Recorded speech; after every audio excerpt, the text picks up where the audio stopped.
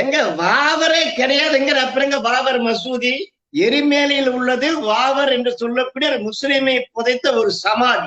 மாலை போட்டு 41 நாள் விரதம் வந்து இருமுடி கட்டு தூக்கிட்டு சுடுகாட்டுக்கு போலாமா?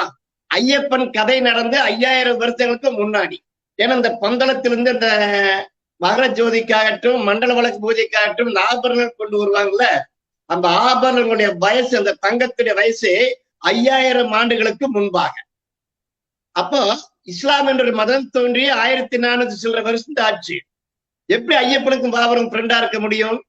இந்த நாட்டை முஸ்லிம்கள் ஆளுகின்ற போது எப்படி காசி, மதுரா, அயோத்தியா இன்னும் பல 100 ஆலயங்களை தன்வசப்படுத்திக் கொண்டார்களோ, அதே போல இந்த பாபர் சமாதி ஒரு திட்டமிட்ட சதி.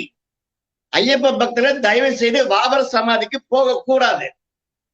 சினிப்பில் இருக்கக்கூடிய மிகப்பெரிய குருசாமி என்று சொல்லக்கூடிய நம்பியாரே சொல்லியிருக்கார், பாபர் சமாதிக்கு நமக்கு சம்பந்தம் இல்லை, அவர் முஸ்லீம் கோழி சமாதி.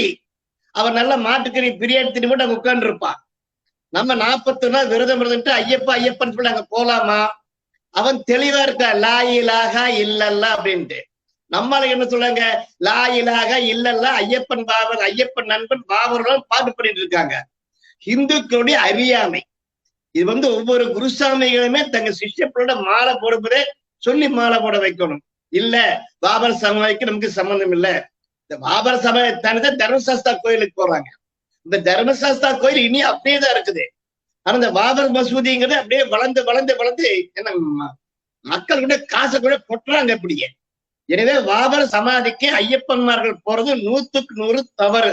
ஐயப்பனுக்கும் பாபருக்கும் சம்பந்தமே கிடையாது. ஆனா ஐயப்பன் பக்தர்கள் கேட்கிற பாடல்கள் எல்லாம் பாத்தீங்கன்னா ஐயப்பனும் பாபரும் நண்பர்கள், அங்க சென்றுதான் அதுக்கு அடுத்துதான் அங்க போய் பார்க்கணும்ன்ற மாதிரியான பாடல்கள் எல்லாம் இருக்கு. அறியாமையின் விளைவு. குருசாமி குருசாமிக்கே விவரம் தெரியறது இல்லையே.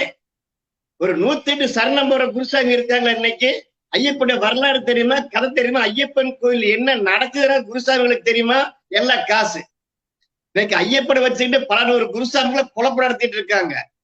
கோயம்புத்தூர்ல இருந்து ஒரு வருஷத்துக்கு ஒரு 5 பஸ் ஒரு குருசாமி கூட்டிட்டு போனாருன்னா அவன் ஒரு வருஷம் உட்கார்ந்து சாப்பிடலாம். அவனுக்கு பக்தி பெருசு இல்ல, பணம் தான் பெருசு.